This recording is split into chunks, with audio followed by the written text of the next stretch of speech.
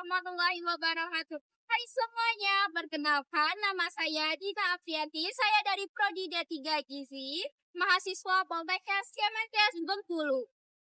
Baiklah, di sini saya akan memaparkan materi saya yang berjudul pentingnya asupan mikronutrien pada ibu hamil.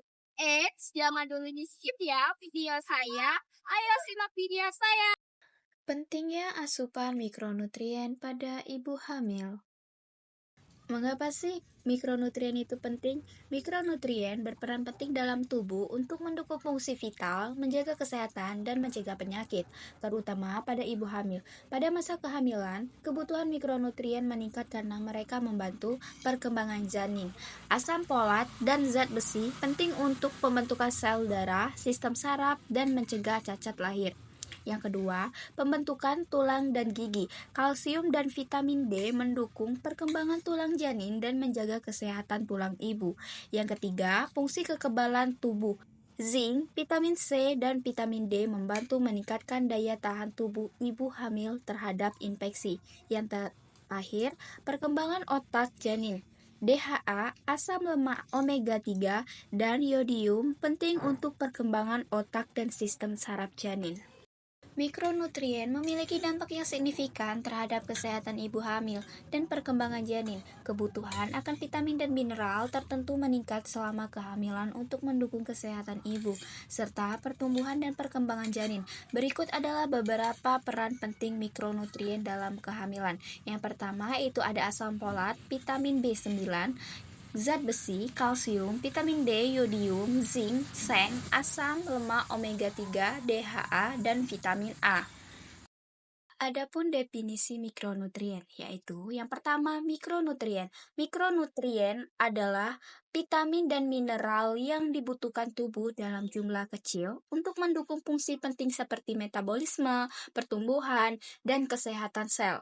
Meskipun jumlahnya kecil, mikronutrien sangat penting untuk mencegah penyakit dan menjaga kesehatan tubuh secara keseluruhan.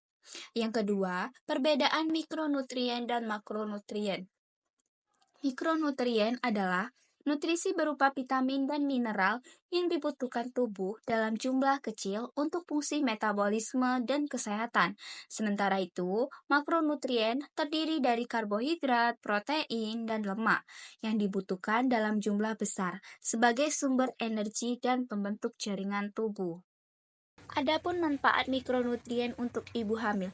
Yang pertama, asam folat. Adapun fungsinya yaitu mencegah cacat tabung saraf pada janin. Yang kedua, zat besi. Fungsinya mendukung produksi darah dan mencegah anemia. Yang ketiga, kalsium. Fungsinya membantu pembentukan tulang dan gigi janin. Yang keempat, vitamin D. Berfungsi mendukung penyerapan kalsium dan kesehatan tulang. Yang kelima, yodium. Fungsinya mendukung perkembangan otak dan fungsi tiroid. Yang keenam, zinc atau seng berfungsi mendukung pertumbuhan dan sistem kekebalan. Yang ketujuh, DHA atau omega 3 mendukung perkembangan otak dan mata janin. Kombinasi mikronutrien ini membantu kesehatan ibu dan perkembangan optimal janin.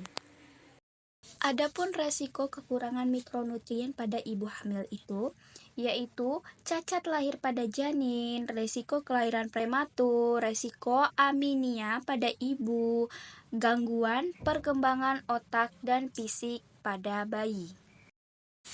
Baiklah, di sini saya akan menjelaskan sumber makanan mikronutrien. Yang pertama itu seperti asam folat, terdapat dalam sayuran berdaun hijau, bayam, brokoli, kacang-kacangan, jeruk, dan biji-bijian utuh. Yang kedua ada zat besi, bukan dalam daging merah, hati, ayam, ikan, kacang-kacangan, bayam, dan sereal yang difortifikasi. Yang ketiga kalsium, sumbernya meliputi produk susu, seperti susu, yogurt, keju, tahu, almond, sayuran hijau, dan ikan seperti salmon serta sarden. Yang keempat itu vitamin D, dapat diperoleh dari ikan berlemak seperti salmon, tuna, kuning telur, dan susu yang difortifikasi, serta sinar matahari. Yang kelima, yodium, terdapat dalam garam beriodium, makanan laut, telur, dan produk susu. Yang keenam, zinc atau seng, dalam daging, makanan laut, terutama tiram, biji-bijian, kacang-kacangan, dan sereal yang difortifikasi. Yang ketujuh, DHA atau omega 3. Sumber utamanya adalah ikan berlemak, salmon, sarden, biji chia, biji rami, dan kacang kenari. Air itu ada vitamin C, banyak ditemukan dalam buah jeruk, stroberi, paprika, tomat, dan brokoli. Suplemen tambahan. Suplemen dapat diperlukan jika asupan mikronutrien melalui makanan sehari-hari tidak mencukupi, terutama pada ibu hamil yang membutuhkan tambahan nutrisi untuk mendukung kesehatan dan perkembangan janin. Beberapa situasi di mana ibu hamil disarankan mengonsumsi suplemen meliputi: yang pertama, kekurangan nutrisi. Jika ibu mengalami kekurangan nutrisi tertentu seperti zat besi, asam folat, atau vitamin D, suplemen dapat membantu memenuhi kebutuhan tersebut. Yang kedua, diet terbatas. Ibu yang mengikuti diet tertentu seperti vegetarian atau vegan mungkin kesulitan mendapatkan beberapa mikronutrien seperti vitamin B12, zat besi, dan omega 3 dari makanan, sehingga suplemen bisa diperlukan. Ketiga, itu kehamilan dengan resiko tinggi. Jika ibu hamil memiliki kondisi medis tertentu, misalnya anemia, gangguan tiroid, atau diabetes, suplemen bisa disarankan untuk mencegah komplikasi. Yang keempat, kehamilan kembar. Ibu hamil dengan kehamilan kembar membutuhkan lebih banyak mikronutrien dan suplemen dapat membantu mencukupi kebutuhan tersebut. Yang kelima, kurang nafsu makan atau mual berat. Beberapa ibu hamil mengalami mual atau muntah yang menghambat mereka mengonsumsi makanan dengan baik, sehingga suplemen bisa membantu memastikan kebutuhan gizi tetap tercukupi. Jadi, kesimpulan dari pentingnya asupan mikronutrien pada ibu hamil, inti pentingnya asupan nutrien bagi ibu hamil adalah bahwa mikronutrien dan makronutrien merupakan komponen penting yang mendukung kesehatan ibu dan perkembangan janin. Nutrisi yang cukup dan seimbang sangat diperlukan untuk mencegah komplikasi kehamilan, seperti cacat lahir, anemia, kelahiran prematur, serta gangguan perkembangan otak dan fisik pada bayi.